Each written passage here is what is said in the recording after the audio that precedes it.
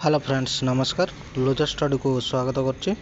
Odisha staff selection commission तरफ notification आसी एटा जो आमर अमीन थिला वाटर रिसर्च डिपार्टमेंट तरफ सीरियल नंबर 14 रोल नंबर अच्छी कैंडिडेट रो ना भी अच्छी चंदन साहू बोले तो ताकर सर्टिफिकेट वेरिफिकेशन जो रही देखी दिंतु से सब डिटेल्स पूरा डिटेल्स लिखाई देखी दिंतु।